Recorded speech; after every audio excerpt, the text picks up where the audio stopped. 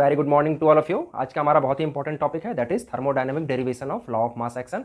आज के इस टॉपिक को हम लोग स्टार्ट करेंगे और इसमें जितने भी नेसेसरी टर्म एंड कंडीशन है, जो भी रिक्वायर्ड नॉलेज है, जो भी एक्स्ट्रा नॉलेज चाहिए हम लोग को इस थर्मोडायनेमिक डेरिवेशन को समझने के लिए, वो सारे पॉइंट्स को हम लोग डिस्कस करेंगे जो कि आपको किसी दूसरे वीडियो में नहीं मिलेगा। ये मेरा दावा है, क्योंकि जितने भी एजुकेटर्स इस टॉपिक पर वीडियो बनाए हैं वो सभी यहाँ पर जो भी कुछ एक्स्ट्रा फैक्ट पॉइंट है उसको डिस्कस नहीं किया, वो लोग डायरेक्ट डेरिवेशन किए हैं। लेकिन हम आपको ये भी बताएंगे कि इस डेरिवेशन में कुछ मुश्किल आते हैं और क्यों आते हैं, उसके क्या रीजन है, और थर्मोडायनामिकली जो हम लोग डिराइव करते हैं लॉ ऑफ मास एक्शन को, वो क्या एक्चुअल में लॉ ऑफ मास एक्शन है या नहीं है, उसको भी डिस्कस करेंगे। और लॉ ऑफ मास एक्शन और thermodynamic derivation of law of mass action और normal derivation of law of mass action में क्या अंतर होता है, ये सभी पॉइंट्स को डिस्कस करेंगे। तो अगर आप लोग हमारे चैनल पर नए हैं तो वीडियो को सब्सक्राइब कीजिएगा और अपने फ्रेंड्स के बीच में शेयर भी कीजिएगा। ये बिल्कुल फ्री ऑफ कॉस्ट है, आपकी तरफ से एक छोटा सा कॉन्ट्रीब्यूशन होगा। तो चैनल को सब्सक्राइब कर लीजिए और आज का वीडियो हम लोग स्टार्ट करते हैं। देखिए, वीडियो को स्टार्ट करने से पहले हम लोग दो चार पॉइंट्स को देखेंगे। सबसे पहले इस thermodynamic derivation of law of mass action को स्टार्ट करने से पहले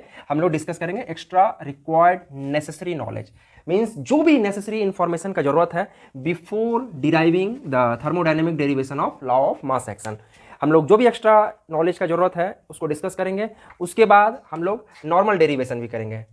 normal derivation means only the derivation of law of mass action, ठीक, इसको करेंगे। लॉ ऑफ मास एक्शन का नॉर्मल डेरिवेशन होगा, जो भी एक्स्ट्रा रिक्वायर्ड नॉलेज है उसको हम लोग डिस्कस करेंगे। एंड देन फाइनली हम लोग थर्मोडायनामिक डेरिवेशन करेंगे लॉ ऑफ मास एक्शन का, that is thermodynamic derivation of law of mass action. इसमें जो भी थर्मोडायनामिक डेरिवेशन के लिए जो थर्मोडायनामिक लिमिटेशन है और जो भी इंपॉर्टेंट पॉइंट्स है वो सबको स्टार्ट करेंगे। तो चलिए शुरू करते हैं आज का हमारा सेशन। तो चैनल को सब्सक्राइब कर लीजिए और कॉपी और पेन लेकर के तैयार हो जाइए लिखने के लिए। हम लोग स्टार्ट करते हैं आज का हमारा सेशन, ठीक है। तो thermodynamic derivation of law of mass action को पढ़ने से पहले हम लोग को दो चार पॉइंट्स को जानना बहुत जरूरी है। सबसे पहले हम लोग देखेंगे थर्मोडायनामिक्स लिमिटेशन। थर्मोडायनामिक लिमिटेशन क्या होता है कि थर्मोडायनामिक्स जो है रेट को डिस्कस नहीं करता है। रेट ऑफ रिएक्शन जो है, स्पीड ऑफ रिएक्शन जिसको कि हम लोग कह सकते हैं, रेट जो है हमारा वो काइनेटिक्स डिस्कस करता है, केमिकल काइनेटिक्स। और थर्मोडायनामिक्स जो है रेट को डिस्कस नहीं करता है, इस बात को ध्यान में रखना है। थर्मोडायनामिक्स जो है डिस्कस करता है किसी भी रिएक्शन का इनिशियल स्टेट और फाइनल स्टेट। दैट मीन्स अगर कोई रिएक्शन स्टार्ट हुआ है उस कंडीशन, उस समय जो उसका कंडीशन है, और रिएक्शन जब खत्म हो गया है उस समय से क्या कंडीशन है, इनिशियल एंड फाइनल स्टेट पर थर्मोडायनामिक्स डिपेंड करता है। और थर्मोडायनामिक्स इसी दो स्टेट को डिस्क्राइब करता है। एंड काइनेटिक्स जो है रेट को डिस्कस करता है। हमारा टॉपिक है thermodynamic derivation of law of mass action. तो लॉ ऑफ मास एक्शन का जो जनरल रूल है वो क्या कहता है, कंसिडर करेंगे एक general reaction that is AABB will give CCDD, that is A moles of A plus B moles of B will give C moles of capital C plus D moles of capital D as a product, ठीक है। तो जब यहां पर हम लोग देख रहे हैं कि ये जो रिएक्टेंट है हमारा यह प्रोडक्ट दे रहा है, इस कंडीशन में लॉ ऑफ मास एक्शन कहता है rate of reaction, that is rate मतलब वो रिएक्शन का क्या स्पीड होगा या कितना कम स्पीड होगा या कितना ज्यादा स्पीड होगा, that is rate. Rate of reaction is directly proportional to the molar concentration of the reactant species. और यहां पर हम देख सकते हैं that is rate of reaction is directly proportional to the product, मैं प्रोडक्ट बोलना भूल गया था, product of molar concentration of reacting species. That is reactant का जो मोलर कंसंट्रेशन है उसका जो प्रोडक्ट होगा, मीन्स ए का जो मोलर कंसंट्रेशन है इनटू बी का जो मोलर कंसंट्रेशन है, okay. Product of molar concentration of reactant is directly depend on the rate of reaction, where this proportional constant को जब हम लोग हटाते हैं तो हमको एक कांस्टेंट यूज करेंगे। And this reaction is like that, ये रिएक्शन कुछ इस तरह का हमारा जो है फॉर्मूला तैयार होगा। अब देखिए यहां पर सबसे बड़ा जो मतलब झोल है अब तैयार होता है, रेट। मैं यहां पर क्या कह रहा हूं, लॉ ऑफ मास एक्शन जो है वो कहता है rate of reaction is directly proportional to the molar concentration of reacting species, ठीक है। मगर थर्मोडायनामिक्स क्या करता है, वो तो रेट को डिस्कस करता ही नहीं है। तो जब थर्मोडायनामिक्स रेट को डिस्कस करता ही नहीं है तो फिर हम लोग लॉ ऑफ मास एक्शन को थर्मोडायनामिकली कैसे डिराइव कर सकते हैं। और लॉ ऑफ मास एक्शन जो है रेट को डिस्कस करता है, तो हम लोग कर सकते हैं। यहां पर एक छोटा सा ट्विस्ट है, ठीक है। ट्विस्ट ये है कि थर्मोडायनामिक डेरिवेशन में हम लोग किसी भी रिएक्शन का इक्विलिब्रियम कांस्टेंट को डिराइव करते हैं, ठीक है। और इक्विलिब्रियम कांस्टेंट जो है वो रेट ऑफ रिएक्शन से डिराइव होता है। और वो कैसे होता है यहां पर हम लोग जानेंगे। सपोज कीजिए कि ये हमारा एक रिएक्शन है और ये रिएक्शन जो है हमारा, एक बात हमेशा ध्यान में रखना है कि ये रिएक्शन रिवर्सिबल होना चाहिए, ठीक है। तो when the formula of law of mass action is applied on a reversible reaction on both forward and backward direction, then we will get the value of equilibrium constant. अगर ये जो reaction है ये रिवर्सिबल रिएक्शन रहेगा, उस condition में जब हम लॉ ऑफ मास एक्शन को फॉरवर्ड और रिवर्स डायरेक्शन में अप्लाई करेंगे, उस कंडीशन में हमको लॉ ऑफ केमिकल इक्विलिब्रियम मिलता है और लॉ ऑफ केमिकल इक्विलिब्रियम से हम इक्विलिब्रियम कांस्टेंट को डिराइव करते हैं। तो यहाँ पर इस चीज़ को हम लोग बहुत ही आसानी से समझ सकते हैं, ठीक है। तो ये मान लेते हैं हमारा एक जनरल रिवर्सिबल रिएक्शन है, ठीक है। AA plus BB will give CC plus DD। तो जब हम इसको फॉरवर्ड डायरेक्शन में अप्लाई करते हैं, दैट इज RF, यहाँ पर आप लोग देख रहे होंगे ये हमारा RF है।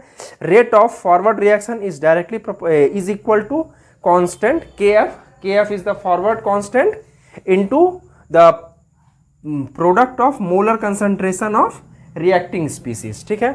And for backward direction rate of backward reaction is equal to backward constant into product species, means multiplication of this product species का जो मोलर कंसंट्रेशन है उसको अप्लाई करते हैं। अब यहाँ पर क्या देखते हैं हम लोग कि ये जो रिएक्शन है हमारा रिवर्सिबल रिएक्शन है और लॉ ऑफ मास एक्शन इस रिएक्शन पे फॉरवर्ड और रिवर्स डायरेक्शन में अप्लाई किया हुआ है, ठीक है। अब हम लोग क्या देखते हैं, at equilibrium rate of forward reaction is equal to rate of backward reaction. समझ में आ रहा है? जब भी हमारा रिएक्शन इक्विलिब्रियम में पहुंच जाता है, इक्विलिब्रियम में पहुंच जाने के बाद उसका जितना भी फिजिकल पैरामीटर है और रिएक्टिंग पैरामीटर है वो सभी कांस्टेंट हो जाए। Rate of forward reaction is equal to rate of backward reaction. क्या करेंगे जब ये हमारा रेट ऑफ फॉरवर्ड और रेट ऑफ बैकवर्ड रिएक्शन बराबर होता है, दैट मीन्स ये जो हमारा राइट हैंड साइड वाला जो पोर्शन है वो इक्वल हो जाए, क्योंकि लेफ्ट हैंड साइड का पोर्शन इक्वल है। Rate of forward reaction is equal to rate of backward reaction. Under this condition हम लोग लिख सकते हैं KF into A to the power small a capital B to the power small b is equal to, ये हमारा forward constant and this one is our backward constant into product of their molar concentration of the species. Okay, तो ये हमारा final equation आता है। Then after K forward by K backward, ठीक है, K forward by K backward is equal to KC and it is equal to हो जाएगा C to the power C D to the power D divided by A to the power small a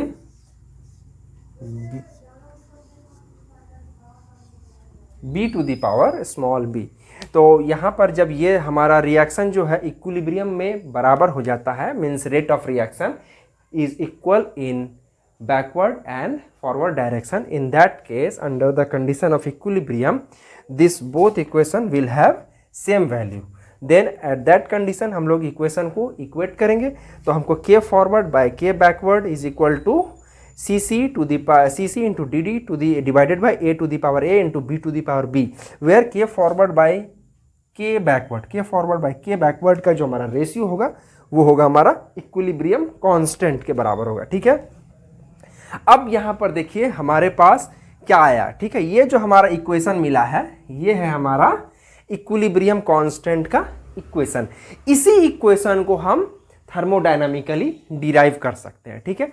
और ये जो हमारा part मिलेगा law of mass action में, sorry मेरे कहने का मतलब हुआ कि इस जो इक्विलिब्रियम कांस्टेंट का ये जो पार्ट है, यानी कि इक्विलिब्रियम कांस्टेंट का जो वैल्यू है वो हम थर्मोडायनामिकली डिराइव कर सकते हैं और यहीं से हमको लॉ ऑफ मास एक्शन आराम से मिल सकता है। क्योंकि आप देख सकते हैं कि लॉ ऑफ मास एक्शन को यूज़ करके हम लोग यहाँ तक पहुँचे हैं।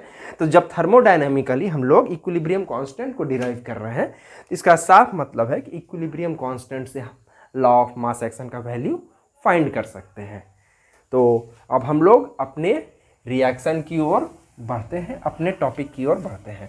यहाँ पर एक और छोटा सा इसमें चेंजिंग आएगा, दैट इज़ कि ये जो Kc का वैल्यू है ये तीनों स्टेट के लिए एप्लीकेबल है। मतलब कि ये हमारा जो रिएक्टिंग स्पीसीज है और प्रोडक्ट स्पीसीज है, ये सॉलिड हो, लिक्विड हो या गैस हो, किसी भी केस में हम लोग Kc को अप्लाई कर सकते हैं। मगर अगर ये हमारा रिएक्शन, मान लेते हैं कि ये जो रिएक्टिंग स्पीसीज है और ये जो प्रोडक्ट स्पीसीज है, अगर सभी स्पीसीज गैसियस फॉर्म में रहता है, तो हम लोग क्या करते हैं कि मोलर कंसंट्रेशन के जगह पर ईच स्पीसीज का, प्रत्येक स्पीसीज का पार्शियल प्रेशर को कंसीडर करते हैं और वहां पर जो है मोलर कंसंट्रेशन हमारा जो है इंडिकेट हो जाता है। मतलब पार्शियल प्रेशर के टर्म में हम लोग उस स्पीसीज का मोलर कंसंट्रेशन को इंडिकेट करते हैं। ये मतलब ये इक्वेशन में कुछ इस तरह फिट बैठ जाता है कि जो वैल्यू हमारा मोलर कंसंट्रेशन के टर्म में आएगा, सेम वैल्यू पार्शियल प्रेशर के भी टर्म में आता है। एंड दैट कंडीशन, ये जो हमारा Kc है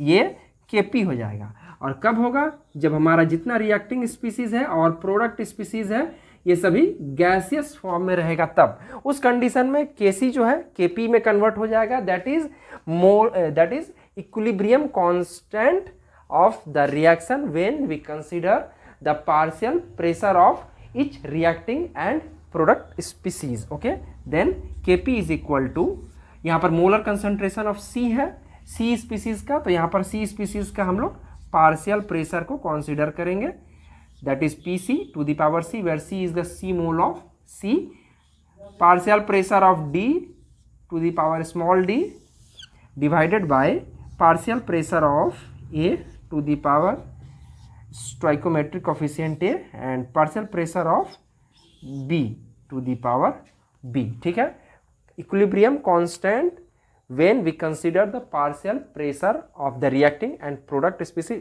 in that case Kc will change into Kp। ठीक है, हमेशा ध्यान में रखना है, इसी बात को ध्यान में रखना है कि जब भी हम लोग पार्शियल प्रेशर को कंसिडर करेंगे तब उस कंडीशन में जो हमारा Kc है वो Kp में कन्वर्ट हो जाएगा। ये हमारा फाइनल स्टेटमेंट है।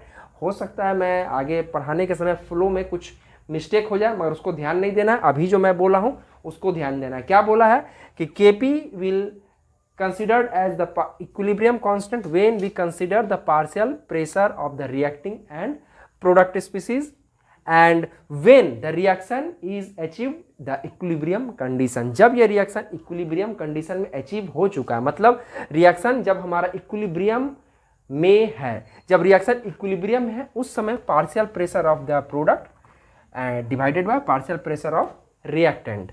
ठीक है, एक और पॉइंट है इसके बाद, बहुत इंपॉर्टेंट पॉइंट है, दैट इज Qp। Qp हो जाएगा हमारा ये partial pressure of C to the power partial pressure of the dth species divided by partial pressure of A and partial pressure of B। देखिए ये है Kp, ये है Qp। आप देख रहे होंगे दोनों में रिएक्शन का सिस्टम, मतलब रिएक्शन का इक्वेशन जो है राइट हैंड साइड में एक जैसा है, मगर कंडीशन है ये जो रिएक्शन है, ये जो इक्वेशन आ रहा है ये है हमारा एट इक्विलिब्रियम। ठीक है, और ये जो है हमारा ये जो रेशियो है ये एट एनी टाइम, मतलब किसी भी समय में जब रिएक्शन हमारा कंटिन्यू हो रहा है। ठीक है, किसी भी समय में हमारा जो रेशियो है partial pressure of product to the partial pressure of reactant. ठीक है, और बट ये जो Kp है ये जब रिएक्शन इक्विलिब्रियम में अचीव कर चुका है उसके बाद पार्शियल प्रेशर ऑफ प्रोडक्ट कितना है divided by partial pressure of reactant. अगर मोलर कंसंट्रेशन के टर्म में बात करेंगे तो Kc है तो यहाँ पर हो जाएगा हमारा Qc।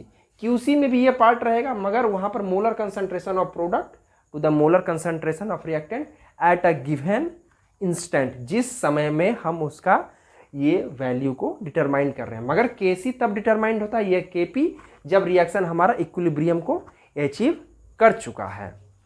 इसके अलावा एक और पॉइंट है, that is Gibbs free energy and chemical potential. ये दो पॉइंट्स को डिस्कस करने के बाद हम लोग अपने इक्वेशन को डायरेक्ट डिराइव करना स्टार्ट कर देंगे, लेकिन जब मैं उस समय डिराइव करूंगा तो ये सभी पॉइंट्स को हम लोग वहाँ पर डिस्कशन नहीं करेंगे, इसलिए इन सभी पॉइंट्स को हम लोग यहाँ पर डिस्कस कर दे रहे हैं। ये कहता है partial molar Gibbs free energy, ठीक है।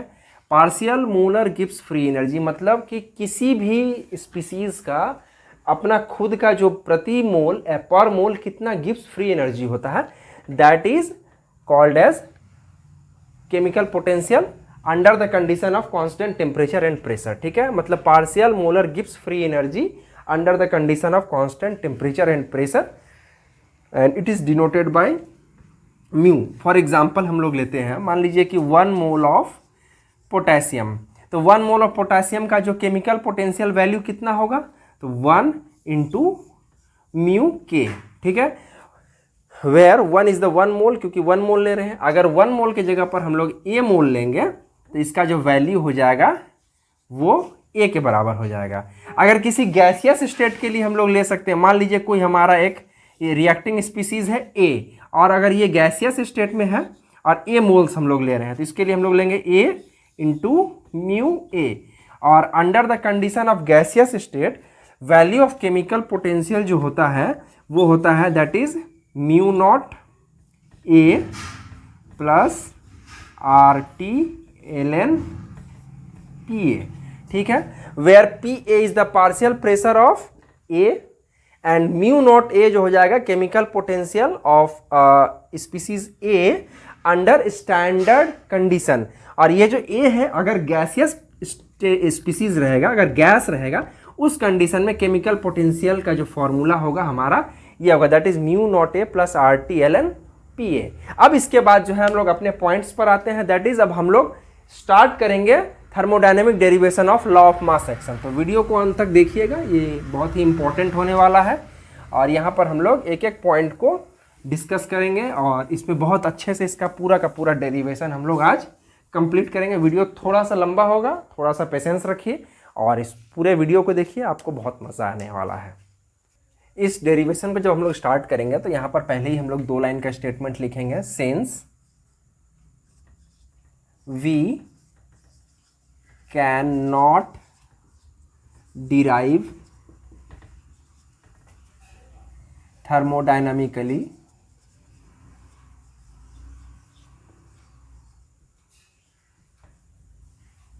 thermodynamically law of mass action, but we can derive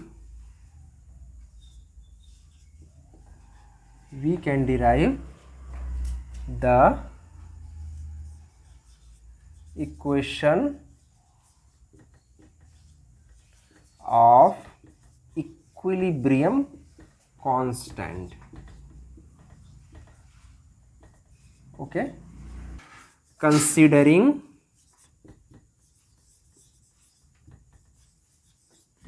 a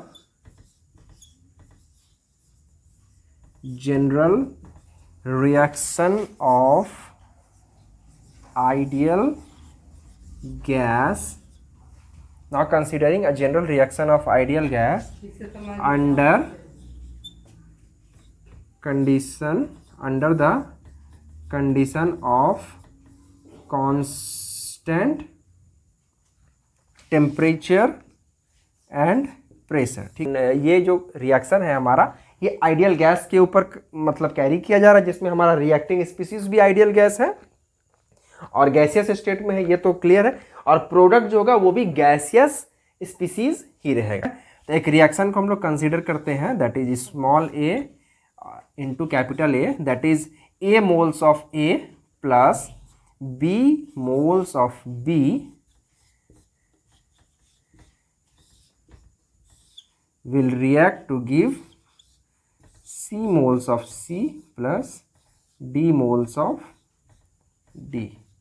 This is our a general reaction. ये जो रिएक्शन हो रहा है ये under constant temperature and pressure पर हो रहा है एंड ये जो रिएक्शन है आइडियल गैस का रिएक्शन है। ठीक, यहाँ पर एक और स्टेटमेंट हम लोग को लिखना होगा, since the chemical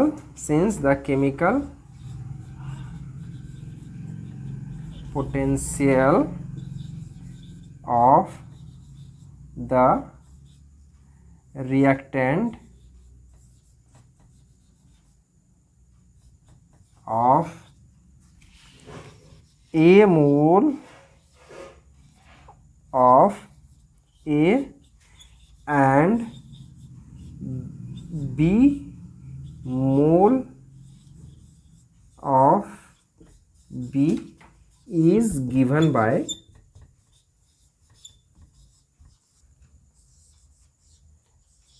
G of reactant।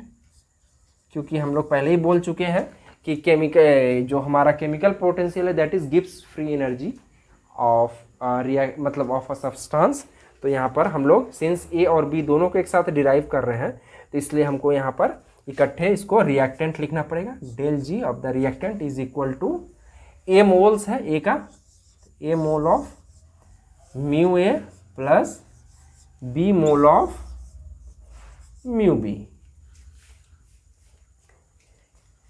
जिस तरह हम लोग यहाँ पर रिएक्टेंट के लिए लिए हैं partial molar gives free energy, उसी तरह हम लोग प्रोडक्ट के लिए भी एज्यूम करेंगे और उसको डिराइव करेंगे। Product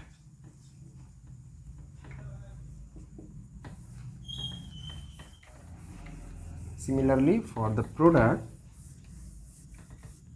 it is equal to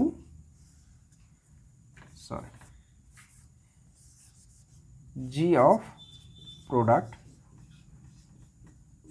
is equal to हमारा जो प्रोडक्ट था that is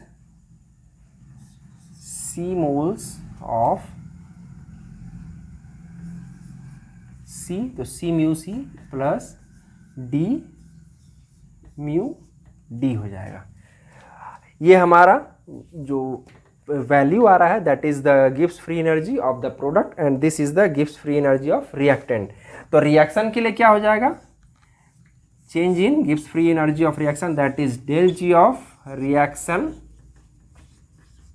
is equal to ji of product minus ji of reactant. del G of reaction is equal to del G of product minus del G of reactant। Okay, और ये हो जाएगा हमारा C of mu C plus D of mu D minus A of mu A plus B mu of mu B। This one is our the value of change in free energy of the reaction and it is equal to Gibbs free energy of the product minus Gibbs free energy of the reactant. Since this one is our last equation, since now we know that the chemical potential, that is chemical potential is equal to Gibbs free energy at constant temperature and pressure, ये हम लोग जानते हैं। इसके अलावा for the gaseous species, ये हमारा जो रिएक्शन है हमने पहले ही कंसीडर किया है कि ये हमारा गैसियस स्पीसीज है। तो फॉर द गैसियस स्पीसीज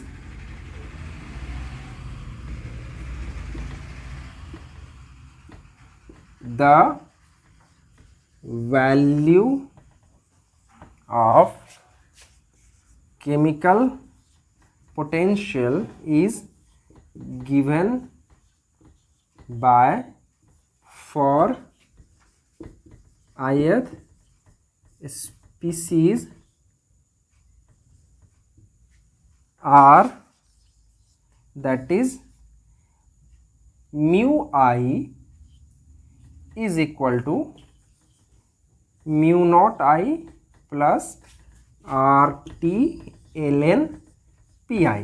अभी हमने थोड़ा देर पहले ही इसको डिस्कस किया था कि कोई भी अगर गैसियस स्पीसीज है उस गैसियस स्पीसीज के लिए जो हमारा केमिकल पोटेंशियल का वैल्यू होगा that is equal to mu not i plus RT ln PI, where mu not i is the chemical potential of ith species under standard condition and PI is the partial pressure of that ith species, R is the gas constant and T is the temperature। ठीक है, तो यहाँ पर हमारे पास total 4 species है A B C D। तो for C हम लोग लिख सकते हैं दैट इज यहाँ पर C मोल्स ऑफ C है, तो C moles of mu C is equal to हो जाएगा हमारा, सॉरी, इज इक्वल टू हो जाएगा C into mu not, sorry, C equal to mu not C plus RT ln PC। Okay, similarly D moles of mu D है, इसके लिए हमारा जो वैल्यू हो जाएगा D into mu not D plus RT ln PD। A moles of mu A है, is equal to हो जाएगा A into mu not A plus RT ln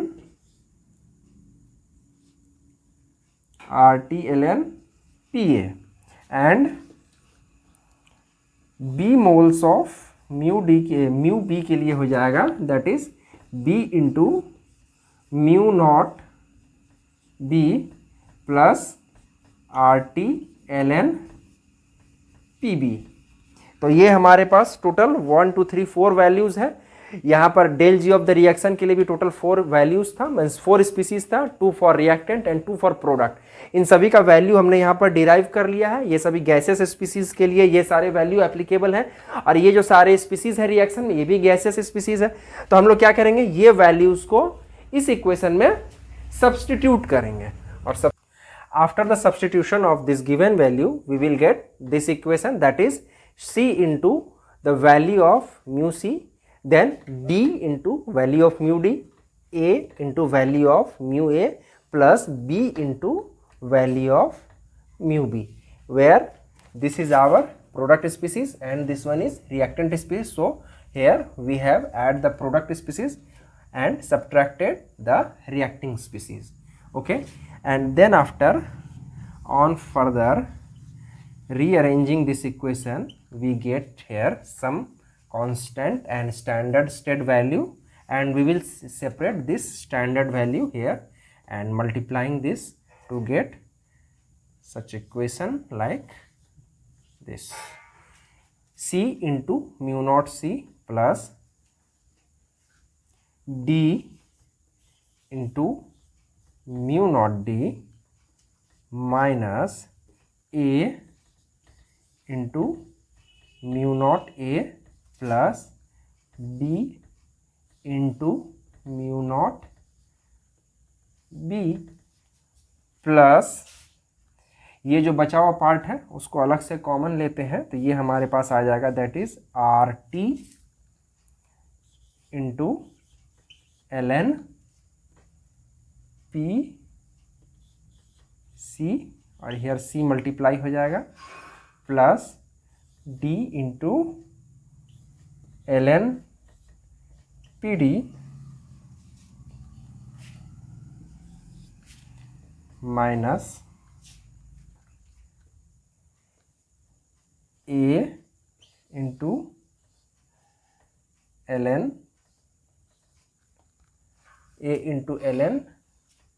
PA plus B into ln PB। Then after ये वाला जो part है हमारा that is C into mu not C plus D into mu not D minus under the bracket A into mu not A plus B into mu not B।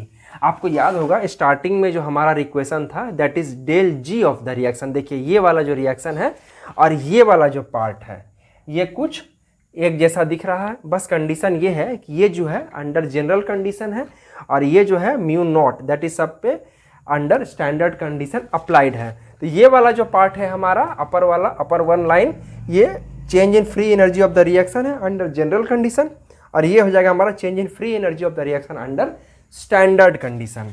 तो हम लोग क्या करेंगे, यहाँ पर लिखेंगे del G of the reaction is equal to, इस वाले पार्ट के बदले में लिखेंगे del G not of the reaction, that is change in free energy of the reaction under standard condition, plus इधर वाले पार्ट को अलग से कॉमन लेंगे तो यहाँ पर हो जाएगा आर टी, और ये जो C into L N P C है, तो ये वाला जो C है इसके ऊपर पावर के फॉर्म में आ जाएगा।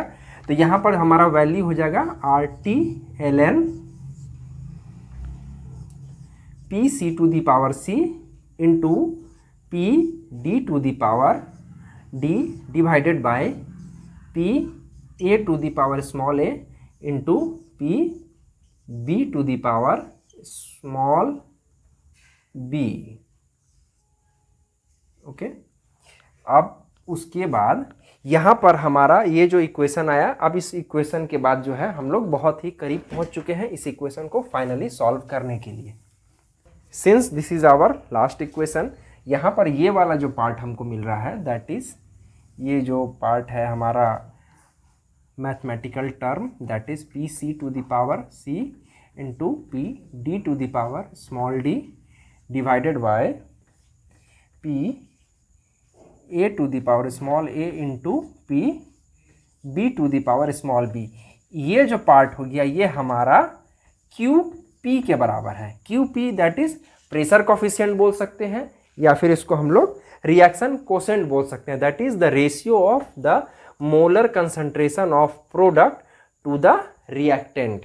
प्रोडक्ट का जो मोलर कंसंट्रेशन है और डिवाइडेड बाय रिएक्टेंट का जो मोलर कंसंट्रेशन है। और सिंस ये जो हमारा रिएक्शन है ये गैसियस स्टेट में कैरी हो रहा है, इसलिए हम लोग मोलर कंसंट्रेशन की जगह पर ईच स्पीसीज, प्रत्येक स्पीसीज का हम लोग पार्शियल प्रेशर को कंसीडर किए हैं, and this one is our equal to reaction coefficient. अब हम लोग यहाँ पर क्या करेंगे कि हमको ये जो लास्ट इक्वेशन मिला है that is del G of the reaction is equal to del G not of the reaction plus R T L N Q P. ये वाला जो टर्म है हमारा क्यू पी के बराबर हो जाएगा, और ये हम लोग क्या देख रहे हैं कि ये रिएक्शन हमारा कैरी हो रहा है, मतलब रिएक्शन प्रोसीड हो रहा है। बट हम लोग क्या जानते हैं कि एट इक्विलिब्रियम, मतलब जब इक्विलिब्रियम अचीव कर जाता है, at equilibrium means when the equilibrium is achieved, उस कंडीशन में डेल जी हमारा जीरो हो जाता है। Gibbs free energy of any reaction is equal to zero. तो अगर डेल जी हमारा जीरो होता है that means Gibbs free energy of the reaction क्या हो जाएगा, जीरो हो जाएगा। अगर ये जीरो होगा तो ये जो हमारा कंडीशन है ये तो अंडर नॉर्मल कंडीशन है, मतलब जब रिएक्शन हमारा चल रहा है अंडर द रनिंग कंडीशन है। बट जब हमारा रिएक्शन इक्विलिब्रियम को अचीव हो जाएगा तो ये जो वैल्यू है ये वैल्यू क्यू पी से चेंज होकर के के पी में कन्वर्ट हो जाएगा। तो इसको हम लोग लिखेंगे, इस del G of the reaction is equal to zero put करेंगे and it is equal to हो जाएगा हमारा del G not of the reaction plus R T L N P C to the power C into P D to the power D divided by P A to the power A into P B to the power B at equilibrium. तो हम then after on further rearranging this equation we get here, ये वाला जो del G not of the reaction है इस side में आ जाएगा। अगर इस साइड में ये आता है that is del G not of the reaction, तो ये हमारा जो वैल्यू है ये हो जाएगा negative R T L N, और ये पूरे टर्म को हम लोग यहाँ पर क्यू पी एट इक्विलिब्रियम लिख सकते हैं, ये इक्विलिब्रियम लिख सकते हैं, या फिर इसको हम लोग लिख सकते हैं del G not of the reaction is equal to minus R T L N K P. ठीक है, तो हमारा जो वैल्यू था thermodynamic derivation of law of mass action वो डिराइव हो चुका है, where K P is equal to partial pressure of the reacting species, partial pressure of the product species divided by reacting species when the equilibrium is achieved, मतलब that is del G not of the reaction is equal to R T L N K P और Q P. Q P लिखेंगे तो at equilibrium लिख देंगे, या फिर directly के P लिख सकते हैं हम लोग। तो ये हमारा थर्मोडायनेमिक डेरिवेशन था। अगर आपको हमारा वीडियो अच्छा लगा हो तो चैनल को सब्सक्राइब कीजिएगा। फिर मिलते हैं अगले वीडियो में, तब तक के लिए बाय बाय।